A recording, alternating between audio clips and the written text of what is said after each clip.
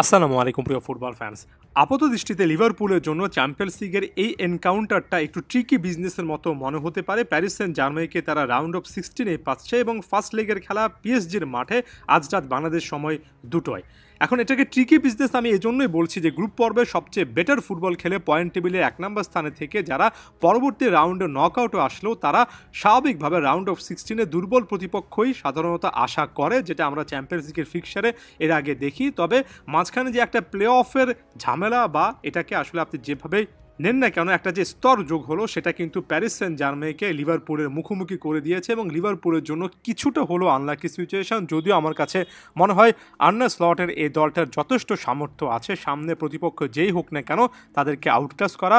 এখন পর্যন্ত এই সিজনের সবচেয়ে ধারাবাহিক পারফরমেন্স অথবা অন্যতম সেরা পারফরমেন্সটা এই লিভারপুলই দিচ্ছে। তারপরও প্যারিস সেন্ট জার্মেই এখানে তাদের গদার কাটা হতে পারে এবং প্রথম লেগটা সবসময় ইম্পর্টেন্ট।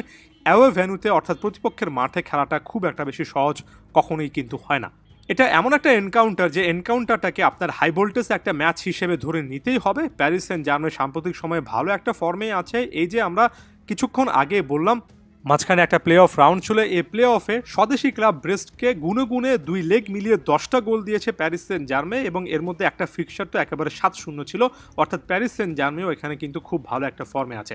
তবে প্রথমে আমি লিভারপুলের কথা বলবো। সব মিলিয়ে ব্যালেন্সড একটা স্কোয়াড। এটা এমন একটা স্কোয়াড যে স্কোয়াডে আপনি অ্যাটাক লাইনে মোহাম্মদ সালার মতো ব্যালন ডিওর রেসে এই মুহূর্তে সবচেয়ে এগিয়ে থাকে একজন প্লেয়ারকে পাবেন।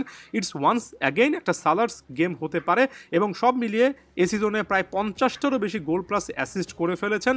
তার সামনে ডিয়েগো জোটা, লুইস ডিয়াজের মতো কিন্তু প্লেয়াররা আছেন। মিডফিল্ডে ডমিনিক সবজলাই, অ্যালেক্সিস ম্যাক অ্যালিস্টারেরও কিন্তু গোল স্কোরিং একটা ন্যাগ আছে। গ্রাভেন বার্চের মতো একজন এ সিজনে নিজেকে নতুন করে ইনভেন্ট করা মিডফিল্ডার আছেন। ডিফেন্সে Van Dijk, Konate, Alexander Arnold, Robertson. আপনি যদি বেঞ্চের দিকে তাকান অভিজ্ঞতার কমতি কিন্তু এখানে নেই। সব মিলে লিভারপুলের কাছে এমন একটা প্লেইং 11 এবং ইন টোটাল একটা স্কোয়াড আছে যেটাকে চ্যাম্পিয়ন্স লিগের এই মুহূর্তের সেরা যদি আমি বলি খুব একটা বেশি আসলে অতুক্তি এখানে হবে না। তবে আমরা যদি লুইস এনরিকের প্যারিস সেন্ট জার্মেইয়ের দিকে তাকাই, প্রথমত কোচ হিসেবে লুইস এনরিকের একটা যে দাম আছে সেটার কথা অবশ্যই মেনশন করতে হবে এবং প্রতিপক্ষ দলে যদি মোহাম্মদ সালাহ এই সিজনে অন্যতম সেরা কিংবা তর্কাতীতভাবে সেরা পারফর্মার থাকে, তেমনি অপর সাইডে কিন্তু একজন উসমান দেমবেলে আছেন যিনি কিনা নিজের ক্যারিয়ারটা রিভাইভ করেছেন এই সিজনে। এর আগে কখনোই তাকে এতটা ভালো গোল স্কোরিং ফর্মে দেখা যায়নি। সব কম্পিটিশন মিলিয়ে অলরেডি 26টার মতো কিন্তু এই সিজনে গোল করে ফেলেছেন এবং অনেকটাই একজন ফলস নাইন হিসেবে খেলছেন। উইংয়ের পাশাপাশি তিনি কিন্তু এখন সেন্টার ফরওয়ার্ডের মতো মুভমেন্ট করতে পারেন। এর পাশাপাশি ফাইনাল থার্ডে খিচা কাভারেজ খেলিয়ার মতো পরীক্ষিত একজন ফুটবলার আছেন।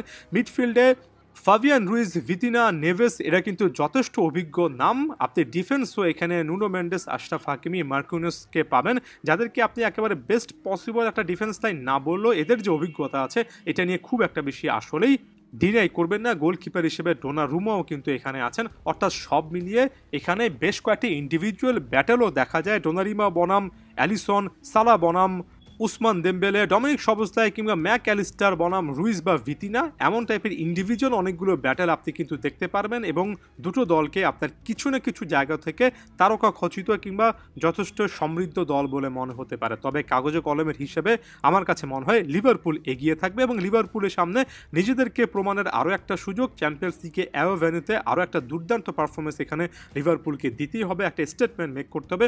অন্যদিকে প্যারিস সেন্ট জার্মেইয়ের জন্য ব্যাপারটা গ্রুপ পর্বে খুব একটা বেশি ভালো না খেলার পর একটা মোক্ষম সুযোগ পেয়ে সেটা কাজে লাগানোর মতো। এখান থেকে যদি Paris Saint Germain confident football খেলতে পারে, আত্মবিশ্বাস আসলেই লাভ করতে পারে, তাহলে ভবিষ্যতে এই টুর্নামেন্টে প্যারিস সেন্ট জার্মেইয়ের ভাগ্যটা হয়তো বা পক্ষে আসবে, না হলে ওই ব্যাড লাকটা আসলে কন্টিনিউড হবে। চ্যাম্পিয়ন্স লিগে ওভারঅল দুটো দলের স্কোয়াড বিবেচনায় আরও একটা হাই ভোল্টেজ ম্যাচ, আলাদা করে এই ম্যাচের দিকে তাই নজর রাখতে হচ্ছে। ধন্যবাদ সবাইকে।